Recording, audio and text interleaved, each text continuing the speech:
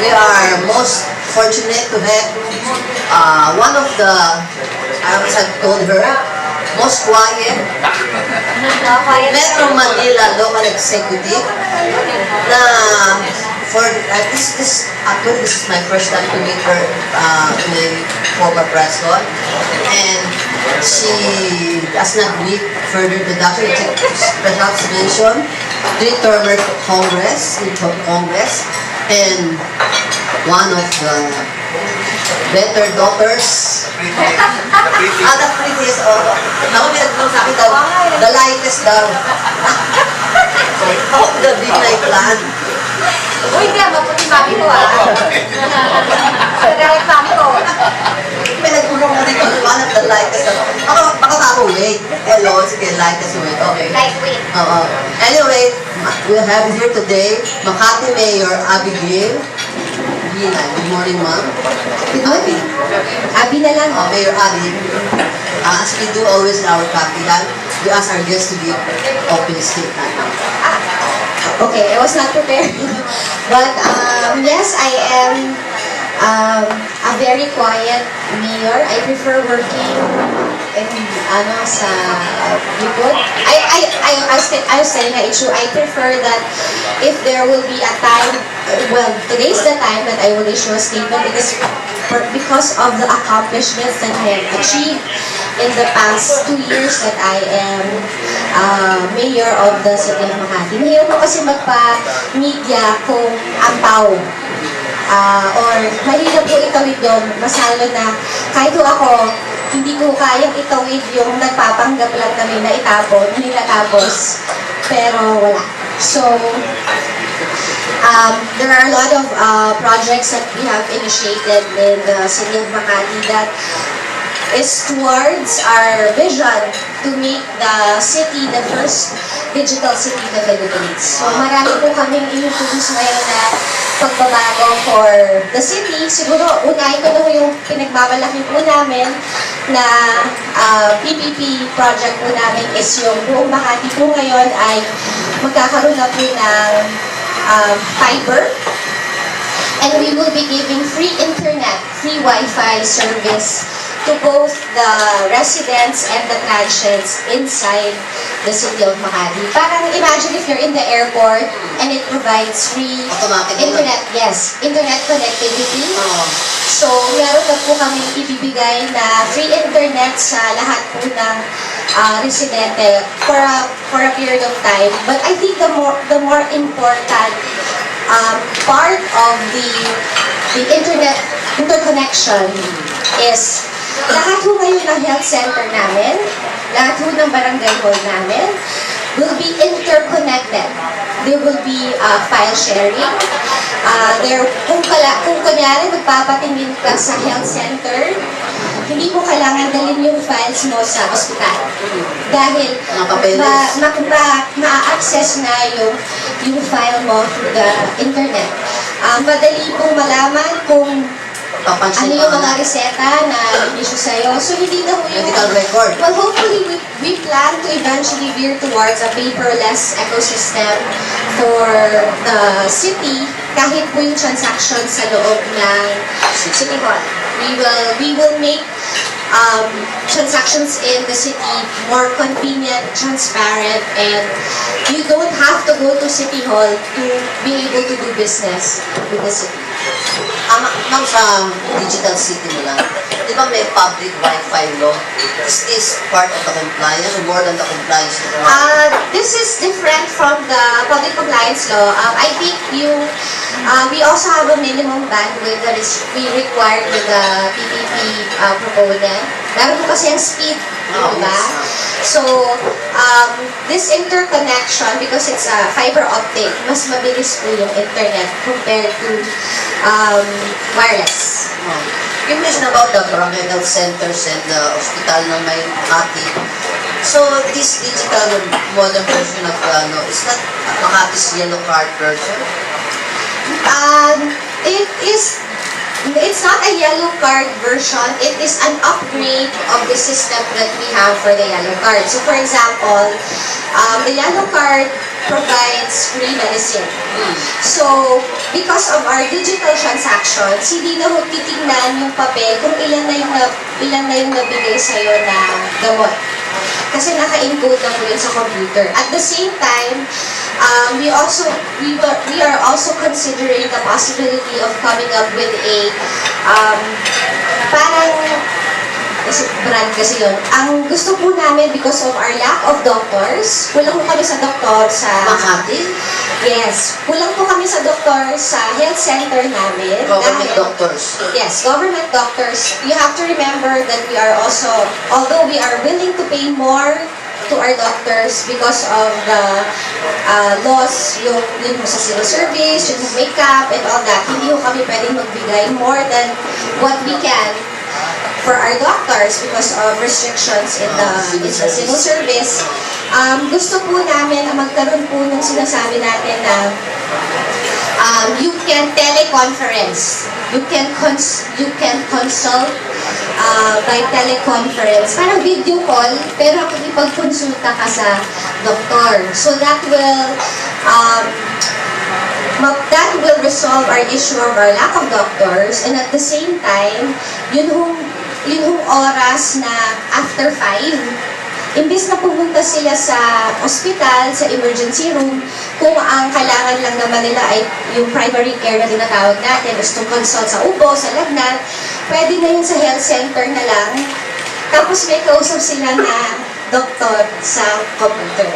So these are all geared towards, again, our digital system. That is kung computer literate yung mga Hindi po. Bali, there is a computer in the health center. So, pupunta ka sa health center. Pero naman palang nagmamanage. Meron pong nurse doon. Kasi, pati po yung pagpiprint ng reseta, meron pong nurse na maiiwan that will man the computer. So, I don't need to hire a doctor. I only need to hire a nurse that will be physically there. And then yung doctor, para po siyang call center. It's like a call So, 24/7 yan? Yes. It will be a pool of doctors that will service yung mga barangays that need to consult a doctor. Pero medyo matagal pa po yun. Pero that is part and parcel. The reason why we set up the fiber optic, kailangan mo ng infra.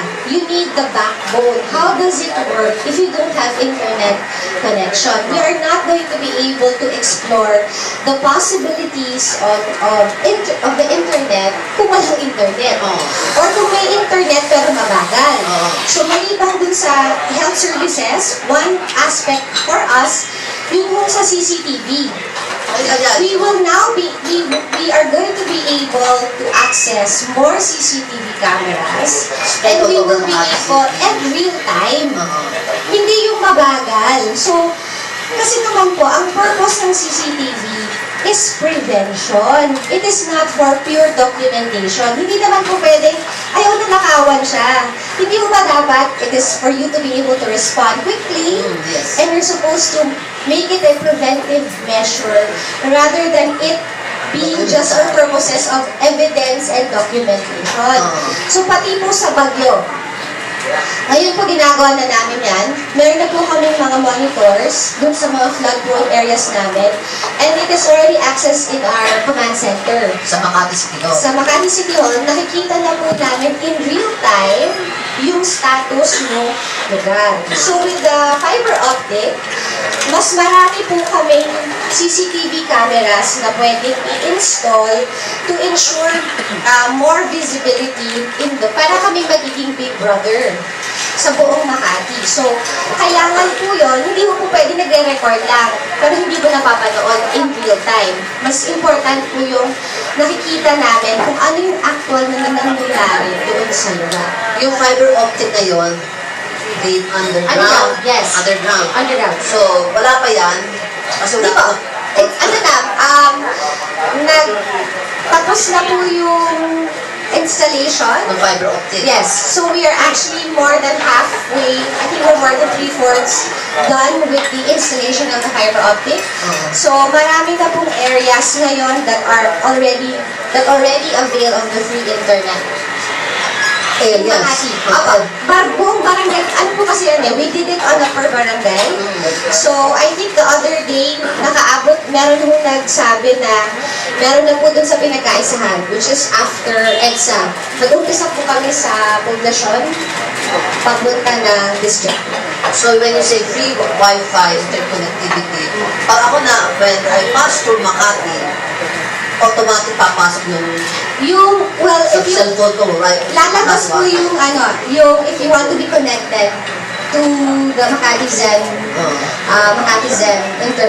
connection. So, pag nagpunta po kayo sa Makati, tapos tignan niyo po yung inyong Wi-Fi, lalabas po doon yung mga network connections. One of that will be yung sa Makati. Ano pong pangalan para makuna namin?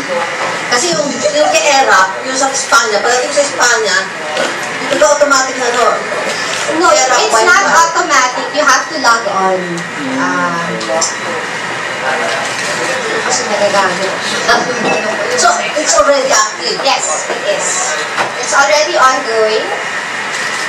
Kahit sa gilid lang ng City Hall, merong internet connection. So, mga estudyante sa US, For research, para po sa mga residents, we give 60 minutes. 60 minutes na sa Free. residence. And then for transients, we give them 20 minutes na libre. Limited lang pala Opo. access. Dahil, kasi, you have to remember, ang internet po, para siyang train. Pag maraming nakasakay, bumabagal. Okay. So, we are only going to be able to provide a number of free internet connection para hindi po bumagal. At any given time, dapat Yes. Hindi naman po pwedeng forever Pero nare-regulate nga yun in terms of time. Yeah. Actually, kahit ito naman sa any public access Wi-Fi, there's only a number of minutes that you're allowed and then you log on again. Kasi hindi naman po pwedeng palagi kayo naka-log on kasi babagal yung internet connection. So, it's already 3/4 completed, ma'am? Yes. So, how soon? Dapat po yun, by the end of the year, matatapos na po yung natin. So, just give us some basic details now. Makati's now have a population of Well, the population of Makati during the day is around 5 million. wow. This includes those that work in the city and also those that are only passing through lang. Yeah, employees. So that's 5 million during the day, and nighttime population is less than 1 million. Ganun lang ho kaliit. Kaya pag walang trabaho, wala akong traffic sa Makati. Kasi hindi naman ho taga Makati yung nagkakos ng traffic. Mga taga-labas po ang nagkakos ng traffic sa amin sa Makati. Speaking of traffic, as a mayor, you are now confronted with that kind of problem. You move this problem. So how do you address that particular issue now? Okay, one of the biggest projects that we are undertaking for this year is there is an unsolicited proposal from a company that will develop the first locally initiated mass transport system. The City of Makati plans to build. Well, the City of Makati will be a beneficiary of a project which is a 10-kilometer subway system that has 10 stops that will connect the Central Business District all the way to the second, which is the second district. Iko-connect po na yung hanggang Hospital ng Makati. That is for phase 1. Then may phasing po silang sinasabi. Pero as far as the phase 1 is concerned, it is a 10-kilometer subway system that will be the plan will be by the end of this year, mag-groundbreaking na po kami. And ang gusto po natin na target ay 2025. So it will be connected to the one in Quezon City subway na started? The JICA project of the national government, meron pong stop, isa lang yung stop sa Makati. So, ang gagawin po namin is yung plano po na loop ng subway, lalakad ka lang kapiraso to the other side. So, it will not, well, technically, it will not interconnect because, one, we don't know when the JICA project will be finished. Mas malaki Quezon City compared to Makati. Saka sa kanila isang stop lang talaga yung nasa Makati. So, ang plano lang namin is, parang similar to Japan, di ba yung train namin, yung train ng Japan, hindi naman magkakakonect, pero magkakatabi. So, we also take that into consideration. We take into consideration the existing MRT, we take into consideration the existing transport hubs, na kasi gusto namin yung stop. Kung saan yung stop, doon din yung babaan sa kasakayan ng motorista. Kasi yun naman yung point doon, para hindi na sila magdala ng sasakyan. Intermodal na ano. Yes. So whether it be train system or bus, yun yung terminal, kung saan hihinto yung subway, ay, like for example, dadaan po yung subway sa City Hall, syempre. Dadaan siya sa University of Makati, syempre. Dadaan siya sa Hospital ng Makati. So, all the major government public facilities, and central business district. Yes. So, for example, if you're in EDSA Ayala, sakay ka na lang ng subway kung pupunta ka sa City Hall. Hindi mo na ipapasok yung kotse mo. Or kung meron kang bibisitahin sa ospital ng Makati, imbis na ipapasok mo pa sa masikip na daan ng Kalayaan at saka Sampaguita, sasakay ka na lang ng subway. So how do you go about this? Possibly within this year, start to come? Yes, December. So ready na yan. Hindi mas malaki na namang problem sa traffic. This will not cause any traffic because it's a subway. So underground po siya. And yun pong pinaka-staging area nila will not be in the road. So wala pong mga road closures na mangyayari for the subway system. So according to your official release today, it's a $3.7 billion. It will be funded by JICA rin? Hindi po. This is a PPP. PPP. So, no cash to the government. This is fully the IRC is at 100% risk of this project. Hindi ko binentang sarili ko sa project na to. They chose Makati. They chose, well, this consortium, it's actually a foreign local consortium. Kasama po dito yung nagtayo ng subway system sa Hong Kong. Oh. So, they have estimated that the number of motorists that will use the subway is around 700,000 a day. So, bawing-bawi na nila yung kanilang investment. Okay, pero what is the role of the Makati City government? Regulate the fare? Actually, no, not regulate the fare. Really, the role of the government is, one, to make sure that yun pong mga areas kung saan yung stop. Important kasi po yun na they will have to acquire property to develop the terminals, yung 10 stops na sinasabi. There will be instances where certain areas will be affected, so we just need to help them acquire the property. Okay. So, when you were in Congress for 3 terms, you have that kind of vision for Makati that you are now implementing, that you are the top executive of Makati?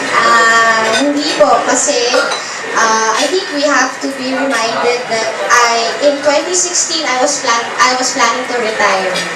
I had no plans in running for any position. it was just a force of circumstance that I had to run for mayor. Pero meron po kasi akong paniniwala na nandito na ako, might as well do the best I can for this job. I may not have wanted this job, but because I've been given this opportunity, so might as well embrace it and make good at the job. So you are... Wala pa akong vision. There's no such thing as after the third term, I was planning to run for mayor and I plan to do this for the city of Makati. Wala pong ganun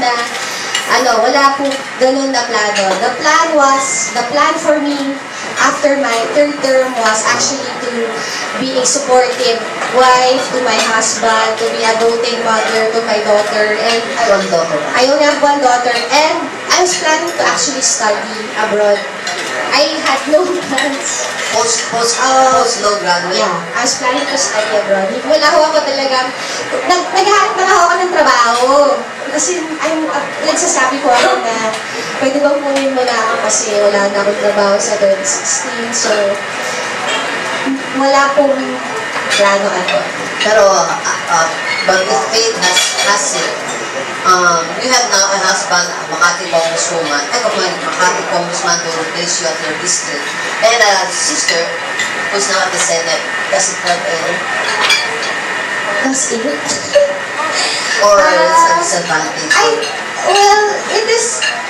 Well, parehas lang yan. It's a double-edged sword, diba? They say that masyado na kayong marami sa politika.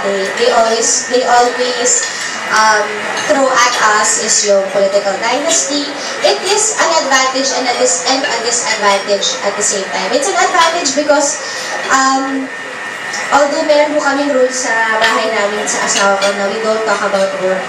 Because it's very, very stressful na pati yun iuwi mo pa sa bahay. So, magkatulong po kaming lahat para mag-servisyo. Pero, again, yun nga, we all have our roles to play. So, it helps and it doesn't help at times. Speaking of family, I cannot help but ask you about your father, the former Vice President. How is he right now? Actually, my dad now is busy with the School of Law. We recently opened a School of Law in the University of Makati. So, siya po ay nagtuturo ngayon, nagte-terrorize ng mga law student sa Makati. Gusto niya ibagsak lahat ng mga estudyante ko. So, well, that was what he was doing. Ay, dati mo naman nagtuturo talaga siya. He used to teach in PWU, he used to teach in Saints Law. So, he's back to his first love, which is teaching and being a lawyer. And I saw him a few nights ago on GMA7 helping the three lawyers in Makati Police. Okay. I think we have to put that, pinagalitan ko siya dahil Saisa, bakit ka pumunta doon? Okay. He was explaining to me, sabi niya, hindi ako pumunta doon para tulungan, hindi lang para tulungan yung abogado. Pumunta ako doon to ensure that one, the police is following procedure, and two, hindi naman agrabyado yung mga abogado. So he was not there simply for the lawyers. Kasi nga sabi niya, hindi ako nandun para sa mga abogado, nandun ako to make sure that they are treated well, they are the same way that the police are following the procedure. So hindi mo siya nandun para sa isang panig lang. Human rights lawyer kasi dad mo. Yeah, but he was there for both sides. He was not there for one specific side only. So he was there for the police and he was there for the lawyers as well. Yun yung explanation na sa akin kasi pinagalitan ko siya. Pumunta siya. Pero as a mayor, how are you dealing with that problem? I think that... You're a lawyer yourself. Yes. I think there was, well, one, buti na lang, we have purchased body cameras. Our traffic enforcers and our police, hopefully by next year, mas marami pong mga enforcers na naka-body camera. Our body camera cannot be tampered.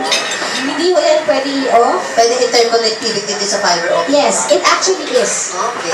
Our body cameras is connected to the C3. So for example, the command center. So for example, gusto kong makita si PO1 whatever. So meron po siyang body cam. So nakikita ko kung anong nakikita niya.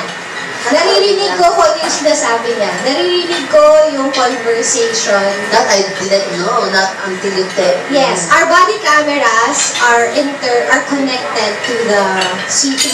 Maliban po dun sa, it has a, ano nga yun, yung SanDisk, the chip that records it on the camera. It also records to our command center. So, yun po yung kinaganda doon sa nangyari kasi hindi po siya yung simpleng hindi ganito nangyari. Hindi ganito yung nangyari. It's not a he said, she said. But because there was documentation, there was a video, so it takes you makes you look at it on a better perspective. So, pending naman na po yan. So, iwan na po natin yan sa korte. So, how many body cameras each policeman have? Ngayon po, ang body cameras, we prioritize the unit, the drug unit, the SDEU unit. Yun yung body cam yung prioritize namin. So, hopefully, lahat na po ng frontliners will now have to have that body camera. But our traffic enforcers, almost 1:1. So, how many? I think we procured around 200.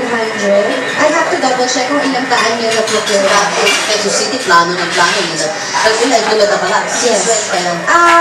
Early this year. Kasi po, ang problema sa body camera, it's not just simply turning it on. Siyempre may training yan. Plus yung, i-train mo na sila. plus you have to remember, you also have to have the protocols. Meaning, how long should you keep the data? Number 2, who can access the data? Yung mga protocol, when I'm saying protocols is access to the data because it's not enough that you just have the data. Sasabihin, akin na yung video recording, di ba? The same way that kailangan may sanctions ka din. I have to put that na pag tinamper, pag if you try to turn it off, pag nasira, kasi diba, pag may kalamahang planong gawin, they will do anything and everything to turn it off or iiwan sa sakyan. So, wala pang ganun incident? Wala pa naman. Pero, alam mo, Pinoy, very ingenious yan they will think of something very imaginative to go around the body camera. So, pati yun, kailangan din namin mag-aralan.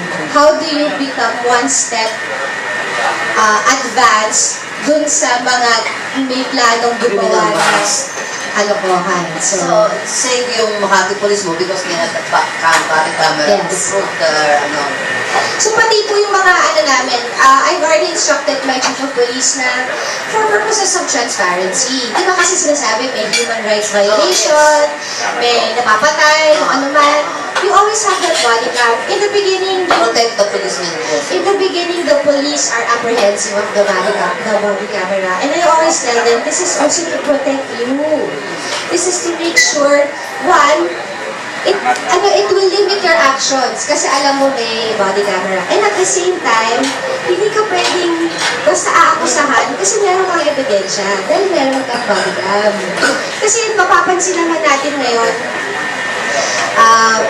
with the recent events of what's happening in Facebook, makikita mo, di ba pag sa traffic enforcer, lagi yung traffic enforcer abusado. But now you can see, pati yung motorista, abusado din. Which is true. Meron talagang mga motorista na abusado.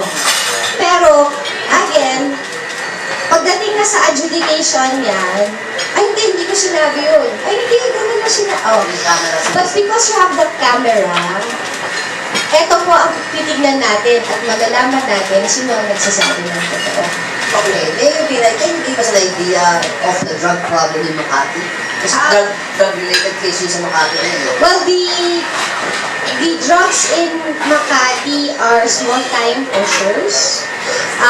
We have, masugid po yung aking pulisan ng huli. Maliliit lang po yung small-time drug pushers lang. Yun pong nangyari sa Makati na ni-raid na bar, which is Time Bar. As a backgrounder, so you will understand how they came about dun sa bar na yun. You remember the yellow Kia driver? Yeah. Okay, the yellow Kia driver was apprehended, I think mga last month. Nahuli po siya kasi sumakay siya ng taxi, sabog siya.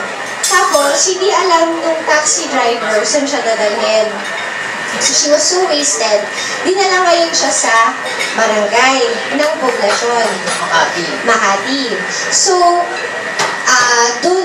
doon siya tinurn over, tapos doon nakita na positive siya sa drugs, meron siyang dalang cocaine and all that. So, nalaman na doon siya galing. Okay, nag-intelligence So, nalaman na doon siya.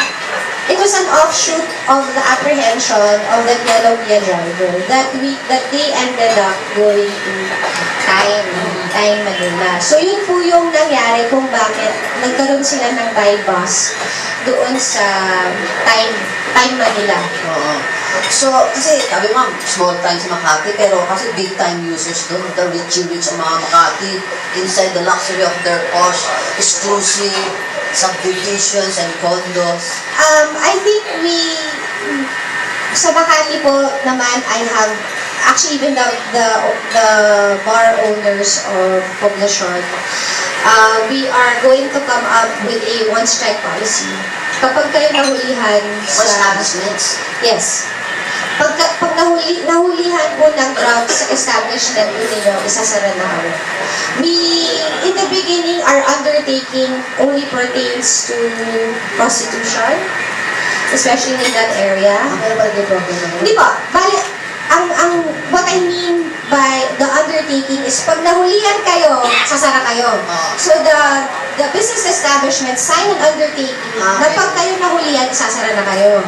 So, we failed to consider yun sa drugs. So now we are going to require the business establishments of that one-strike policy. Na pag kayo po nahulihan, I don't really care kung gumaga. Parang kasi diba sasabihin na hindi, dala ng customer yan. Yes. I don't care. Kung dala ng customer yan, but the fact that it was inside your business establishment, then dapat kayo ipasara. Is that in an Makati ordinance already? That is part of the undertaking. So there's not need any ordinance? You don't need an ordinance. So it's already enforced, effective. The same way that you can close a business establishment for any illegal activity. That give me the impression that you're another Sarah, Mayor Sarah. Na lawyer, this is Sarah, and she knows the laws like you, and you know how to implement the law. If necessary. My question actually is, are you joining Sarah's home pop?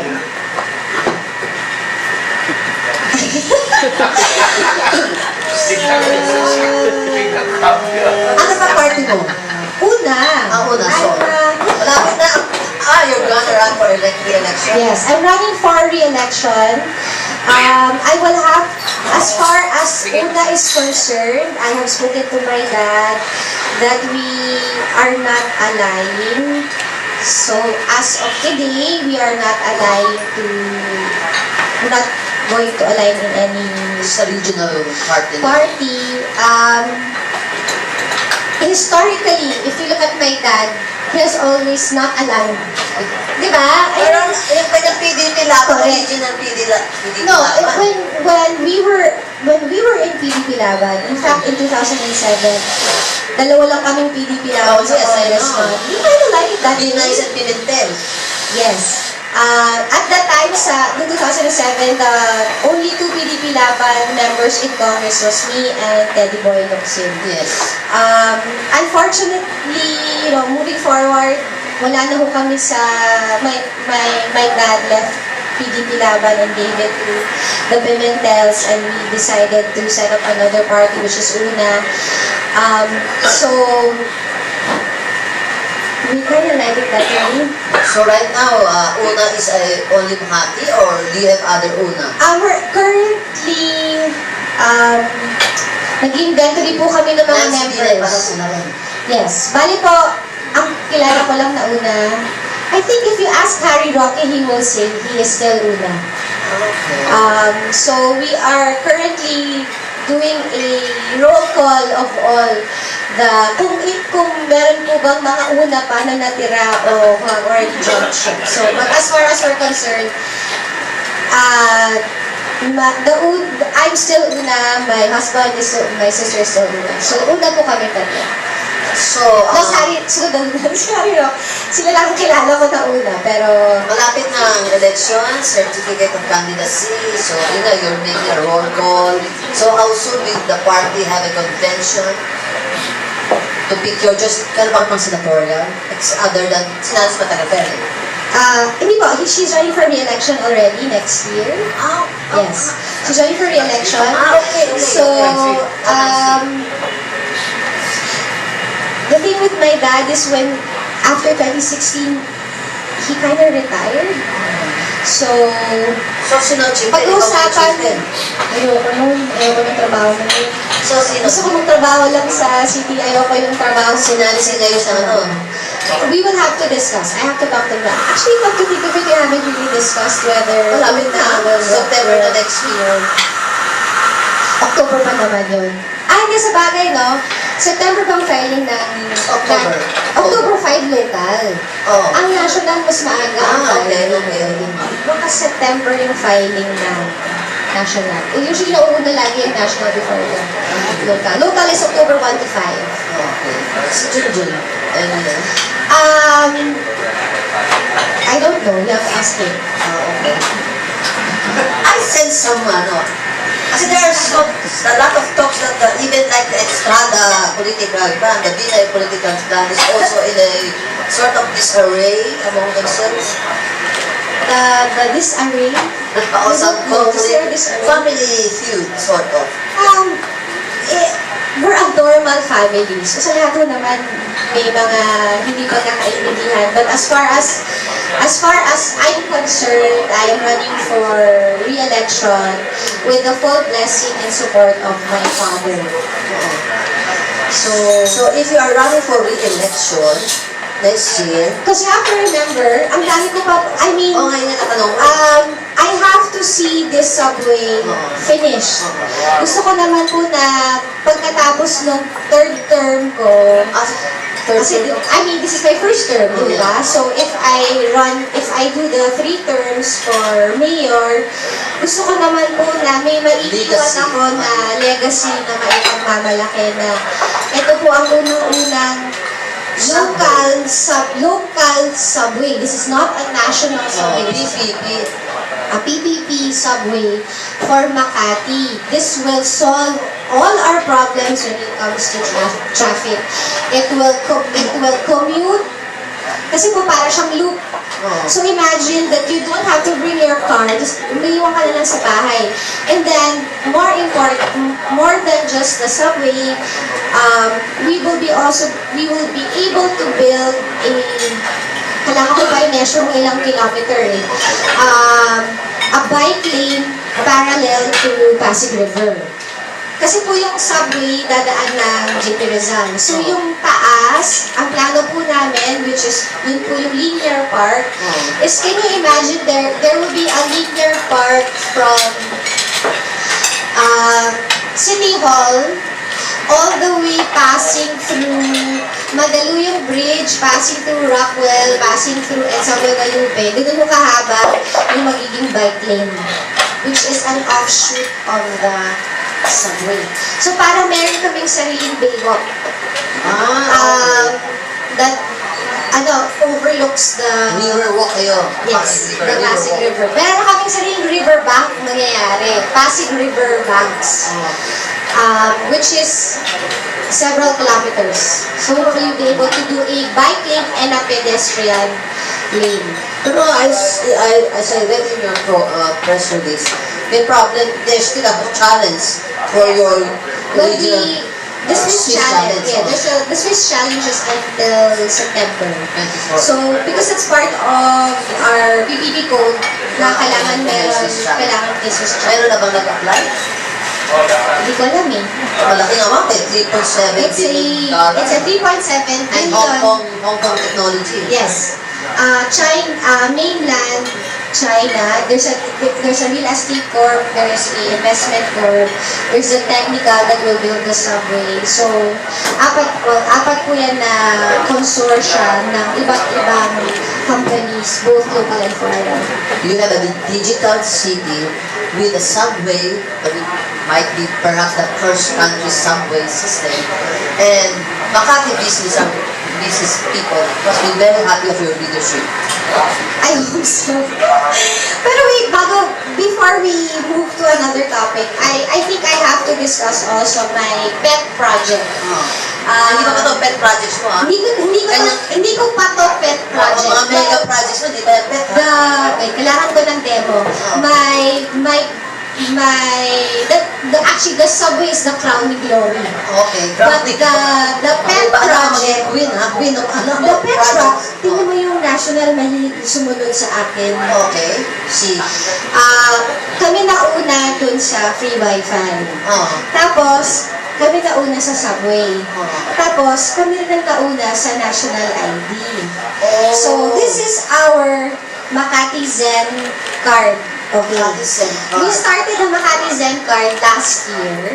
So, makaba ako sa picture. Hindi ka nga yan, eh. Bata ka pa yan. The card, lahat po ng taga Makati, bibigyan po namin ng card na to. The Makati Zen card is our unified card. It has your address, it has your blood type. It is also a savings card. Mastercard pa eh. Mastercard, GCash link. Ang pinaka-importante po dito sa card na to, it can bring you places. Why? For example, if you ride our free shuttle, you just tap the card, tapos lalabas na yung pangalan mo. So, malalaman namin ilan at sino yung mga sumakay sa bus na yon. Pag nagkaroon na po kami ng subway, we can use the card for subsidies. This is for Makati. Well, the first phase is for Makati residents. The second phase is all those that work in the city. So, ang importante po dito, example. Ito lagi kong example. Pag kayo nahuli ng MAPSA, hindi na kayo kailangan pumunta sa City Hall para tubusin yung lisensya nyo. Ang gagawin po niya, meron po siyang device, itatap mo lang yung card, tapos bayad ka na. Parang yung card na, credit card. Parang credit card na sinaswipe. Yes. So you don't have, all those things, even dun sa OVR, yung sa aming ticketing system, sa aming mga ticket, issue ng traffic ticket. We are also improving that. So, ang gusto po namin, eventually, hindi na ho kami kailangan magkumpis ka ng lisensya dahil Hindi Makati residents. hindi po. Bali, ang plan po namin kasi computerized na. So, pag hinuli ka namin, sa scan lang, kasi diba if you notice your driver's license has a barcode. So, isa-scan lang yung barcode, tapos lalabas kung may outstanding ticket ka. Kung Not necessarily Makati. not necessary, the Makati Zen card is for purposes of paying the fine. So, for example, yung driver's license mo, pansinin po ninyo, bakit yung ticket laging first offense? Pero, nasa batas, may second offense, may third offense. Pero, bakit mo lang nahuhuli ng second and third? Dahil walang database na nagsasabi na this is your second offense or this is your third offense. Lahat na lang palagi first offense. So, nakapunit niya sa LTO. So, ang plano po namin ay yung ticketing, yung pag-issue ng ticket for traffic violations will be connected to LTO. Kasi minsan, ang ginagawa din ng matatalino at magagaling na motorista ay hindi ko natutubusin kasi mahal na nung babayad ko.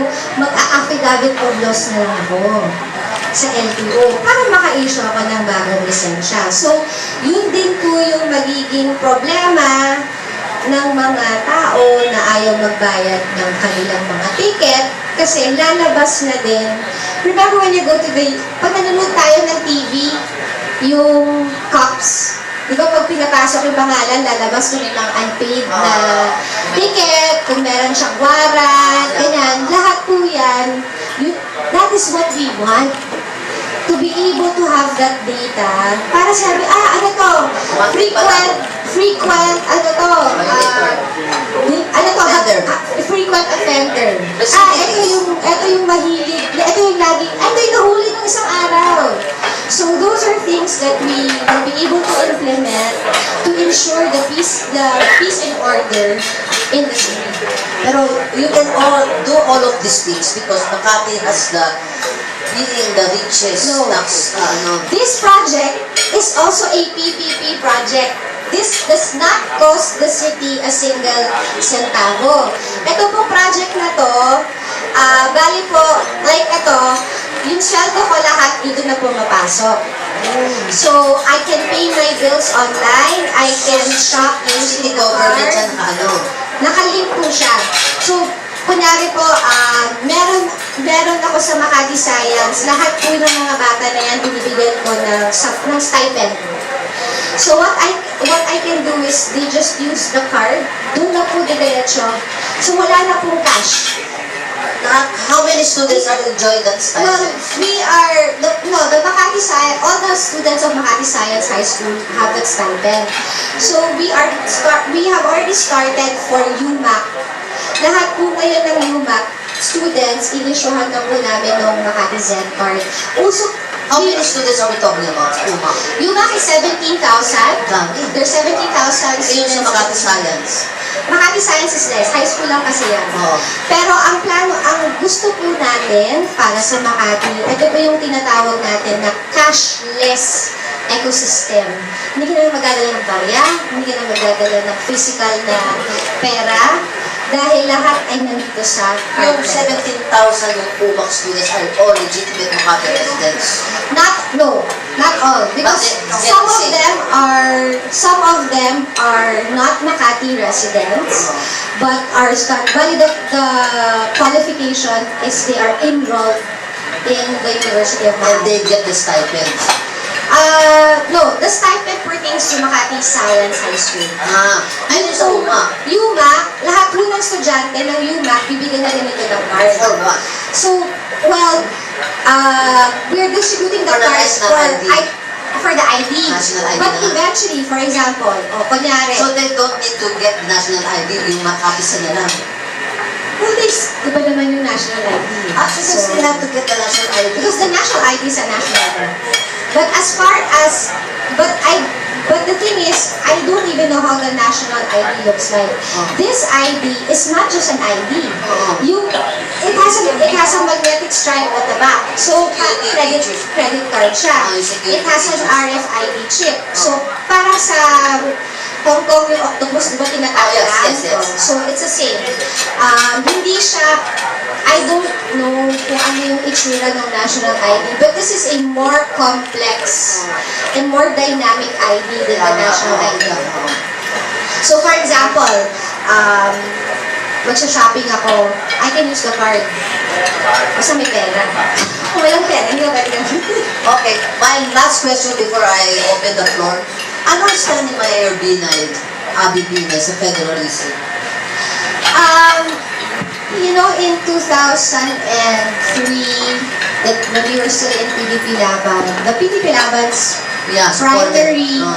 prime mover of federalism, Yes, I believe in federalism. The question is, what kind, what form, what animal How of soon? federalism? Are we ready? Is the public ready for, or does the public even understand what federalism is? I think the concept is noble, but it is multifaceted, that it is, you don't just introduce federalism. You have to make sure that there are economic reforms. You have to be, remember when they passed the RE 7160, which is the local government code. There were so many things that were devolved in the local government. Yes. But when it comes to IRA, hindi naman automatic na binababa yung IRA. There are a lot, still a lot, majority of municipalities and cities in the Philippines that are IRA dependent. Yes. You cannot have a federal form of government if you rely heavily on IRA. If at all, the IRA portion should be so big for you to be able to successfully implement all the delegated powers that will be given to you because of the effect of a federal form of government. Sa Makati po, ang IRA po namin is only 660 million. Only. Only, bigla nga mo, only. Because our business tax collection is at 6 billion. So hindi ho kami dependent sa IRA. But imagine a small municipality na ang budget niya, okay, meron akong barangay, ang budget 25 million. Wow, laki yun, ha? Sa 25 million, How many barangays do you I have? have 33. Okay, ang example ng 30 million na budget is Forbes Park. Forbes Park only has a budget of 30 million.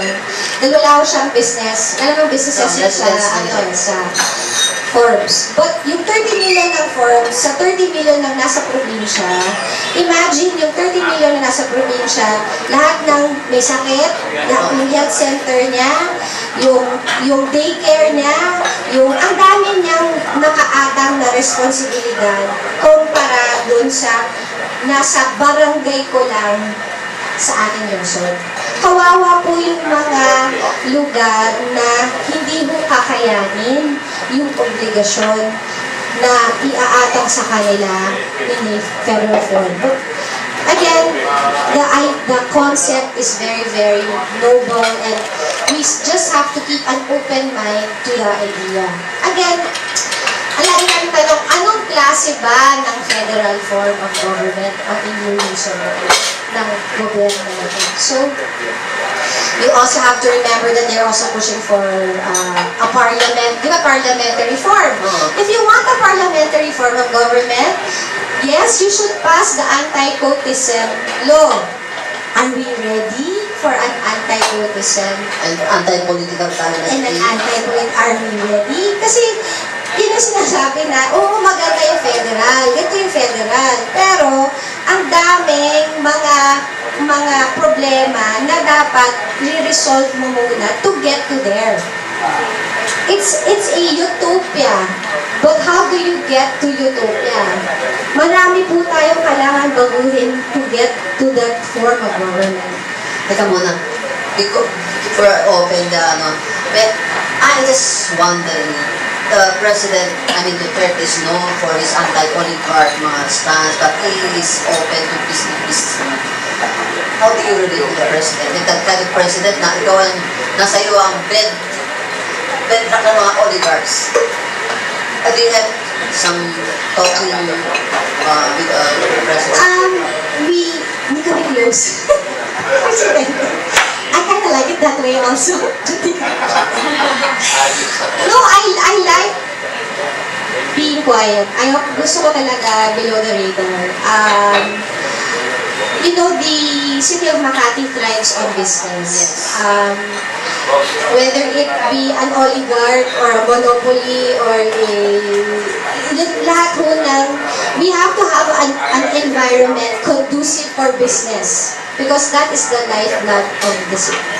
So, I don't think an oligarch will survive, will sustain the city of Makati, kasi siya lang eh. Kailangan marami po kami mga businesses sa loob ng lungsod. I think that's the point of the President. How do you encourage more businesses? By making the oligarchs competitive. How do they become competitive? Because they have Ease of doing business. they have a competition. Ease of doing business, we make sure that hindi mo nahihirapan yung mga negosyo sa amin na makakuha ng business permit.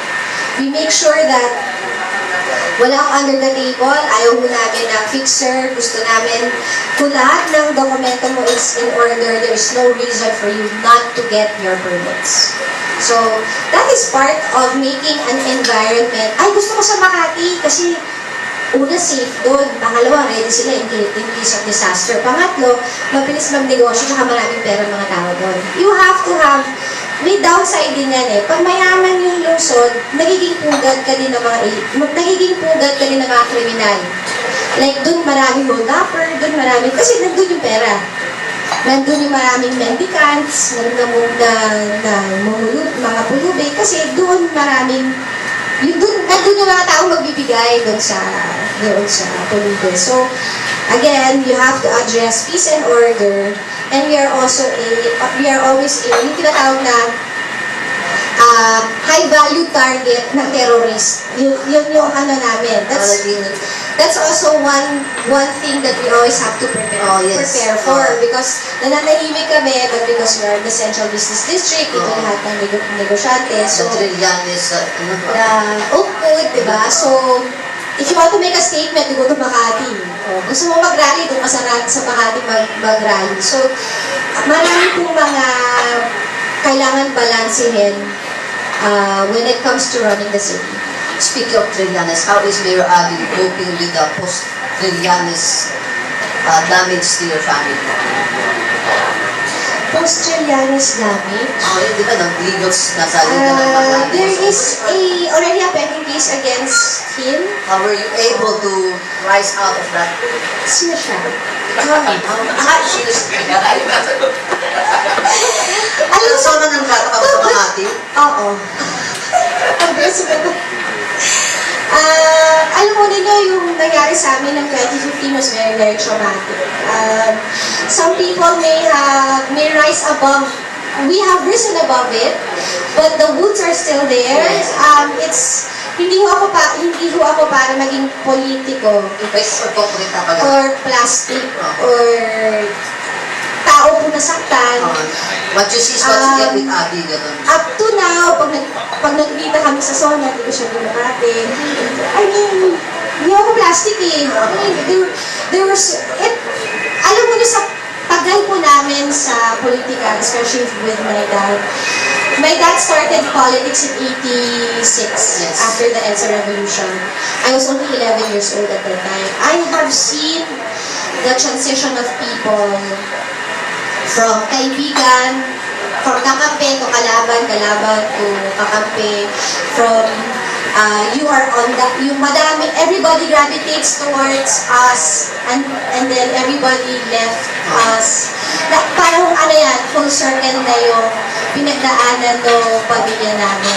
Pero, hindi po ako personally, mahirap po yung banat na hindi mo kailangan. Yung mga personal na tira na parang maybe it's because we're not like that and there's an expectation that you are decent people, and when you are not decent, it is very, very disappointing, and I do not depend on my existence nor happiness to please these kinds of people. So, sino siya? Tinatanong na ako sa digital. Sa digital, kumasa isip ko. Yung third term ko, aabangan mo ba yung third term ko? I don't need a third telco. Kasi lang naman to eh. This is just the company Converge is a fiber optic company. Ito ba yung Yes. They're the ones who provide the free Wi-Fi. Kaya sa Las Piñas din may Converge na Yes. I think Converge also has the project for, I'm not sure kung Clark or Subic yun. Clark. Clark. So, hindi po yan, it is not a smart globe or third telco. Kasi may iba-iba naman pong mga companies that provide fiber optic connectivity. One of them is Converge. The floor is now open. Jack Sesante from... Ang topic ng gusto. Sa ano lang muna, subway system. I understand that in the long run, eventually it will decongest traffic in Makati. But in the process of constructing the subway, how do we make sure na ma-minimize yung traffic? Kasi syempre, maraming construction. Well, meron po kasing isang area na malaki pa doon that is owned by the city, which is right beside Guadalupe, sa Guadalupe Bridge. Yun po yung tinatawag, yun po yung gagamitin nila if ever na staging area. So, yun po yung nilalagay yung gamit nila. So, walang magiging dislocation or hindi siya kagaya ng mga DPWH projects na above ground that causes traffic. Because it's a subway, it is underground. So, magagawa yan ng hindi siya kagaya ng gagawa ka ng overpass, tutuloy mo yung skyway, kasi above ground siya. It causes traffic sa ground level. Ito kasi underground, so it's not supposed to cause that much traffic. Very, very minimal if at all. Another topic, So, just sa one strike policy sa bars, business establishments, clarification lang na. Tapos rado kapag nahulihan na talagang the bar itself is involved, or kapag may nahuli lang Pag may nahuli sa loob ng bar. Okay. Kahit na hindi involved yung bar itself. Because they can always see that. Wala ko kami kinalaman dyan. Dala mo ng customer yan. Ay, wala ko pakialam kung dala ng customer yan. Basta nahulihan yan sa loob ng business establishment mo.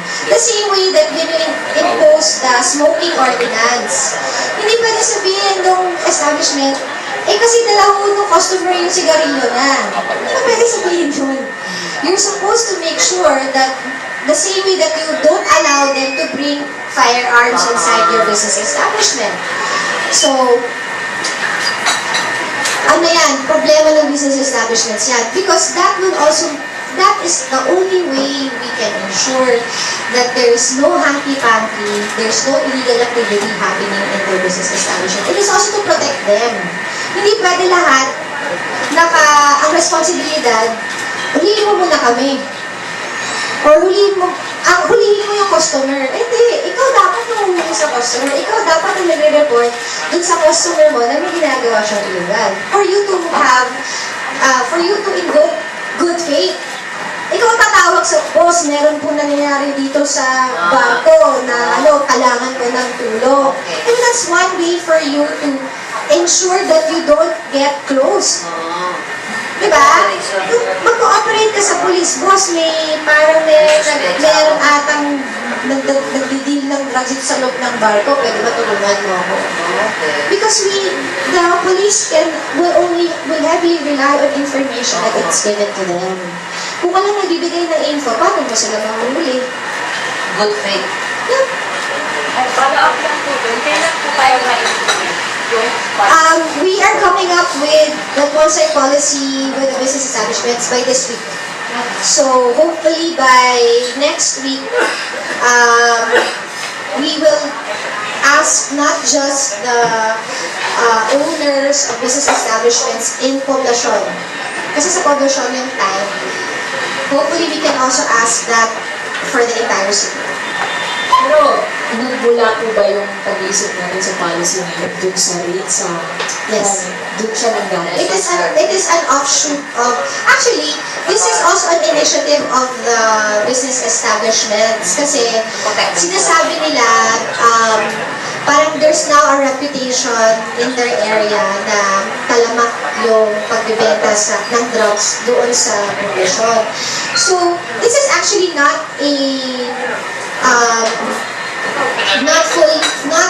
fully an initiative of the city, but it is also a collaborative effort on the part of the business establishments kasi nag-reach out yung mga business establishments sa amin na, Mayor, pwede ba tulungan mo kami kasi ayaw namin na ang stigma dito sa poblasyon, grabe, dito sa lugar namin, may mga nangyayari na illegal. Anong kailangan namin gawin? So yun yung naging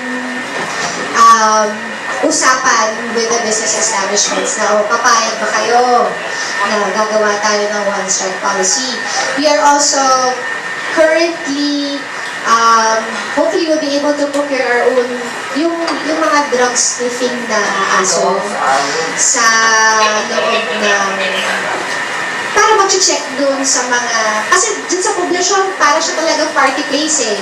So may mga naglalakad, minsan, madalas may mga party sa kalye, so we will have to make sure that the party is clean and fun. Clarification. So, should the party goers in Makati expect every now and then para may random checks ng police? No, the checkpoints that we have for the city is not inside the bar.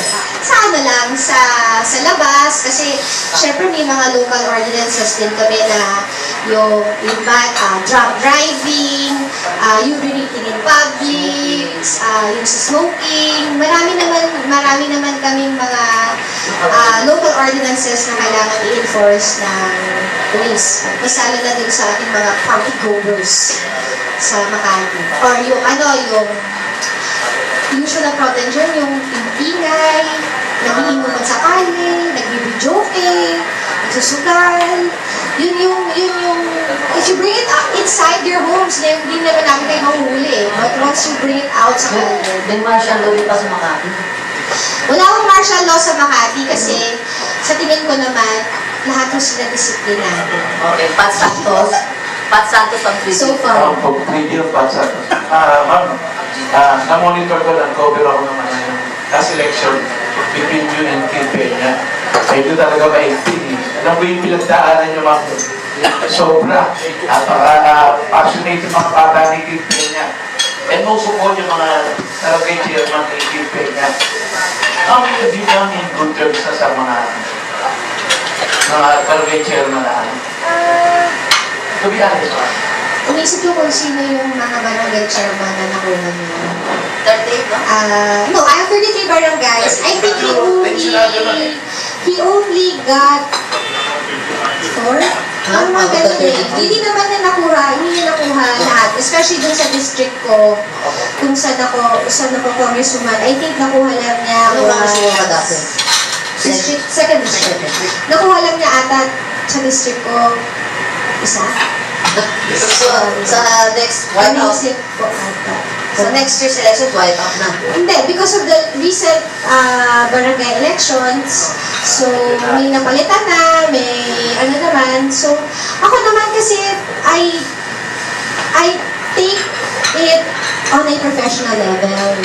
Pag personal mo, ibang usapan. Pero kung trabaho lang. I can work with you.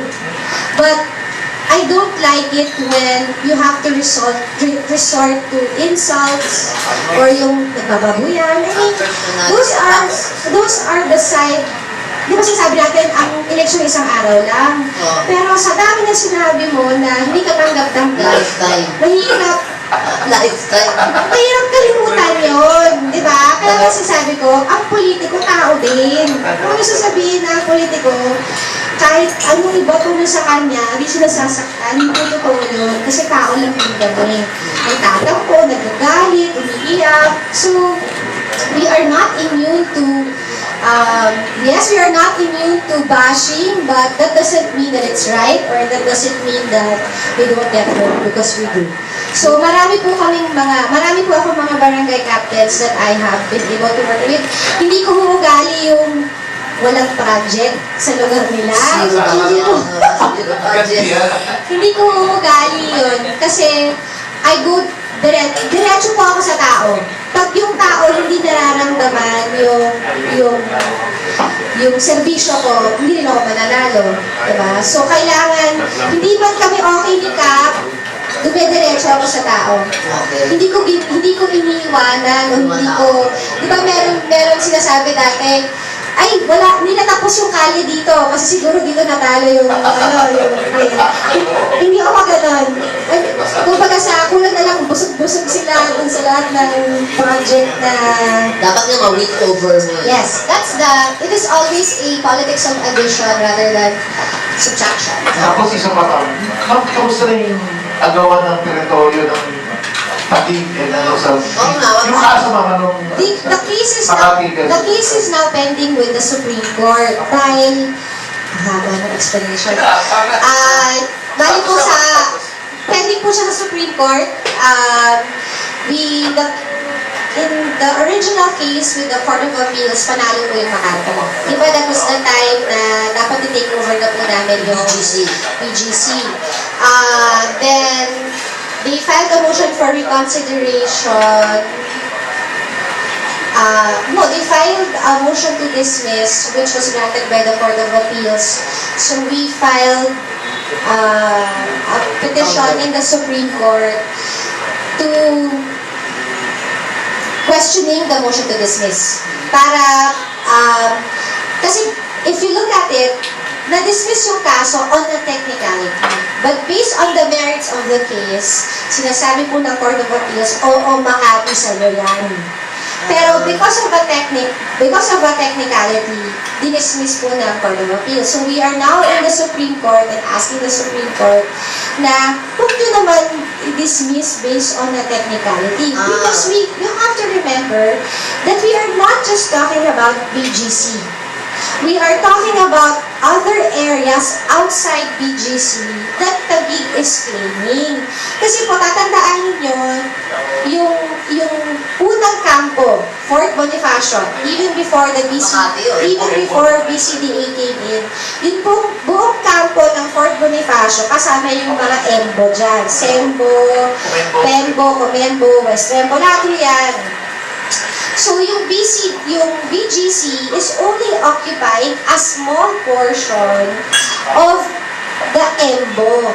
Kaya nga ang sinasabi ko, maawa naman kayo dun sa mga residente. We're not talking about BGC. We're talking about BGC and the residents in the periphery of BGC that will be affected by this ruling. Kasi masyado po yung focus natin sa BGC.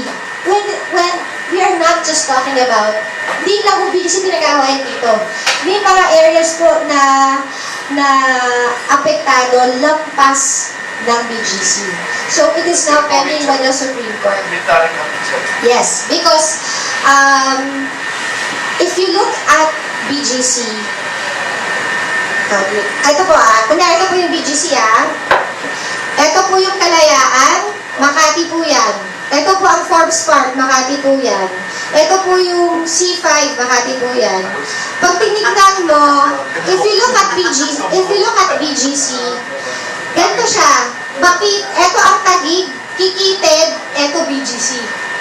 Pero lahat nung nasa gilid, Makati yun. Kaya para siyang anong tawag doon? Butete. Yung, di ba, yung ganon, pagkatapos kapilog. Ganon ang itsura na, if you look it in the map, ganon ang itsura. Parang yung Taguig malayo pa. Taguig only connects to BGC through, yung kampo, SPD, yung Apobay, tsaka yung SPD. Yun ang nakakonect. The rest of the periphery is all Makati. It is like it was carved out. BGC was carved out to suit the needs of Taguig. Kasi samantalang dati, hindi na nung pinag-aawa. Alam mo na ang pinakamasakit dyan, nung hindi pa yan BGC, wala ho yan kalye, wala yan kuryente, para siyang, yung talahib, it was Makati. Nung nagkaroon na ng development, nangyari ba ang naging Taguig na? It was when BCDA came in that it was then converted to Taguig. Ayan din yung roots ng Cayetano. Kaya, Feud. let's not get into that. Hindi naman sila yung unang kaaway namin. It was actually dati tinga ho para that is. It was not the Cayetanos because wala pa sila sa Taguig. Hindi nga. Yes, it was dati tinga ho para that is with the artistry of the church. Okay, sir. Congratulations, Mama. Balik, Tayo balik. tumama ng Olympic gold dito sa news nyo. Yes, sasabi. Very well sa mga leader ngayon na nag-iisip ng ganito. Ang follow-up ko lang tungkol sa food safety, Makati City Government is providing food stalls in Salcedo and Nicasio na food stalls, liquid doon, tapos binabayaran ang nila. Ang napansin, congratulations for that project. Kasi kailan mo ata may modern food stalls in the city. In the Philippines, Marichu, kailan mo. Sa buong Pilipinas, kailan mo ata may ganon na binibigay sa mga mamamayan. Congratulations po. Ang tanong ko lang meron mo mga food stalls daw gumagamit ng food grade plastic at meron din mo nung plastic lang na doon nilalagay yung pagkain tsaka styrofoam. Alam niyo itong yung plastic bag lang tsaka yung styrofoam, pag it reaches the certain heat ng pagkain, nag-emit ng dioxin. It's this very dangerous to sa mga tao na kumakain from plastic.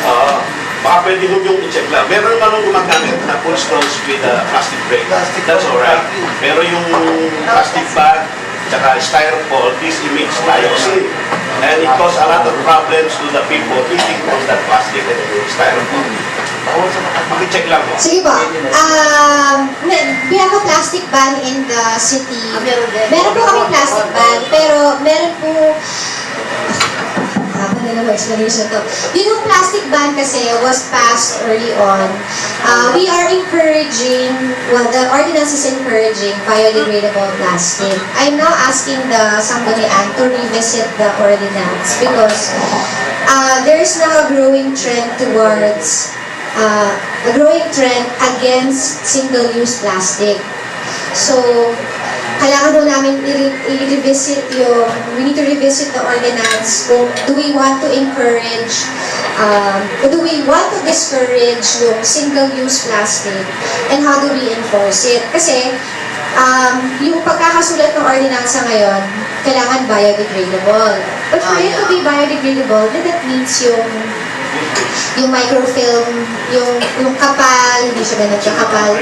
So, the food stalls that you're referring to is also a PPP project with Metro Stores. Yes, it's not, the city does not run it. Okay. I will ask Metro Stores to, kailangan the reason why we wanted at Metro Stores is meron regulation, lagi yung sila in-inspect na sanitation, then I will have to coordinate with my desk to make sure that they implement yun sa plastic bag. So siguro we have to encourage yung use ng yung use of eco bags, use of yung mga Tupperware, yung paggagamit ng you bring your own na lalagyan kesa yung plastic. But I think that's also cultural eh. Kasi may nagalit mo sa amin isang beses, pumunta siya sa isang fast food, sabi niya, paano ko kakainin itong spaghetti na to, bawal daw yung plastic na tinidor. Hindi ko masabi, kakainin mo ba sa daan yung spaghetti? Hindi ko sa bahay mo naman kakainin yun. Hindi sana nagdala, di ba, parang sa akin, part of being, I'm also a prepper. So part of being a responsible citizen is dala ka sarili mong kubertos, dala ka sarili mong because that's what I do. Like, I bring, Dala ka dyan. nandun sa kotse. Gusto mo makita yung helmet ko? May gamit ako dyan. I have a go bag. I have, Go bag, kung gusto mo magkasunog, may fire suit ako dun sa kotse ko. May AED din ako. Kung gusto mo yung defibrillator, meron din ako dun sa kotse ko. Gusto mo? Pero wala lang akong Wala lang ako toilet dun sa kotse kasi hindi na kasha. Pero, I mean, that's part of being a responsible Girl Scout. environmental citizen. Diba? You bring your own prepared. utensil. Diba kayo? You bring your own straw, you bring your Obviously, own yung akin. thermos, you bring your own... Actually, ang plan din namin sa City Hall, ibaban na namin yan. Huh?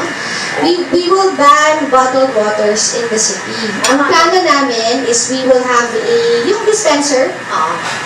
So you bring your own mug and we have a water dispenser there. City Hall lang yun. Sa City Hall. So yun yung plano. I mean, that's part of being a model Pero for other pinatulad with companies. plastic chairs. That's true. But how many bottles of water Recyclable. have been recycled?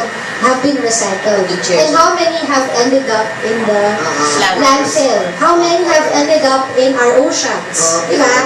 Hindi naman yan 100. If you can tell me it's 100% being recycled, I don't mind patronizing the bottled water. Pero kung sinasabi mo sa akin na only half is being recycled, then might as well not patronize it. Arika from Manila Bay. I have two questions actually. The first one, I remember your dad, during the election, lumabas yung mga Makati sister cities. Sister mo. Yeah. Diba? Ngayon, it's a nice thing to do or nice thing to have. Do you plan to share the Makati Zen card technology with the sister cities? That's one. Well, I already have several inquiries from our sister cities regarding the... How many do you have? Sister city? Sa Pilipinas lang yan, wala kayo sa abroad. Libo na ata yun. Wow, kasi napakarami. Madami na yung... Marami kasi Makati, kaya Actually, nagdidepende. sa totoo, to be honest, I had to put it on hold. On hold in the sense that we are not accepting new sister city agreements. Kasi sabi ko, pwede ba iklaro muna natin? Ano ang nasa agreement?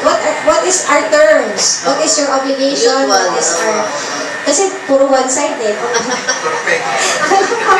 Walang pabalik ng city. But part of the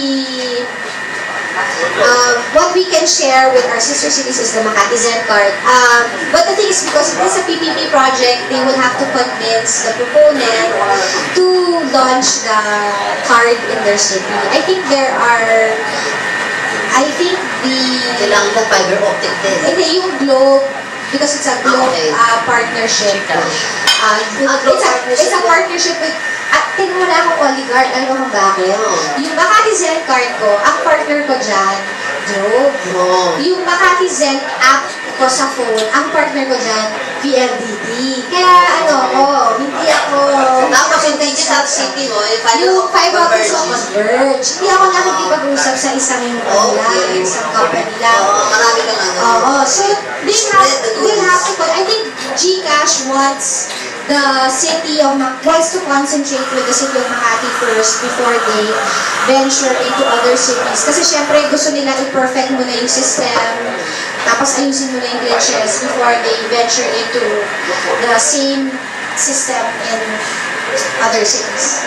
Okay, the next question, it's a follow-up dun sa nangyari sa that Times Park.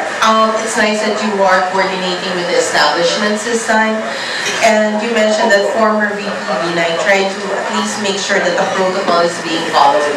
However, may mga lumalabas syempre sa social media on the side of the customers that they were harassed. They wouldn't leave until 8:30 in the morning, etc., etc. And now that they will be accused of patronizing a drug den.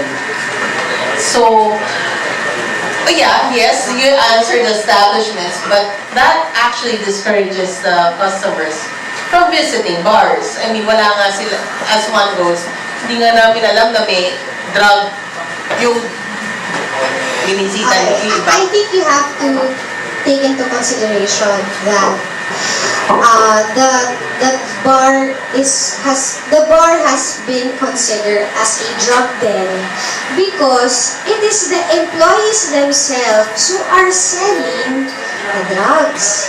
Hindi naman ho yan, yung parang nagpunta tayo sa isang bar, nagparty-party tayo, tapos meron sa kabilang table na gumagamit ng drugs. The buy bus operation, kaya di mo ba ang kinasuhan yung mga kasama sa primarily ang kinakasuhan, yung bar owner at yung mga empleyado. Now, there is a legal, di ba may sinasabi, constructive possession. Nung nasa law school ako, meron silang sinasabi, there is a case, para humaintindihan ninyo, when you ride the car, and there is a firearm that is not licensed, they do not ask who, it is constructive possession that all of you in the car is in possession of the illegal firearm. So in the case of a drug den, because it has already been defined as a drug den, the fact na nandun ka sa loob, meron yung sinasabing constructive possession. Para kung ano yan, pag pumasok ka sa loob ng bahay, na siya bulag, kahit ikaw lang yung kusinera, o ikaw lang yung nagluluto, hindi ka naman, you're not even involved in manufacturing the drugs. But because you're inside that facility, pati ikaw makasuhan ka. So this is not a simple bar that there are patrons that use drugs. In this case, it is the bar itself who sells the drugs. So, you see the difference? Hindi siya yung pupunta ka lang, magka-clubbing ka, tapos hindi mo alam kung anong nangyayari. Ito, mismo yung mga empleyado ang nagbibenta ng drugs. And sa akin naman, hindi naman ako naniniwala na bilang isang innocent customer, ay hindi mo nalalaman na yung waiter mo ay nagbebenta ng drugs. Next question. So they have to show their innocence because of the perception that it is a drug den. Lawrence and ako at Philippines. Being the model city po, recently nag-viral yung ginawa ng pagbibigay ng cake kay Kid Kenya. Di ba Birthday na yun eh. Birthday niya. Ano ba yun?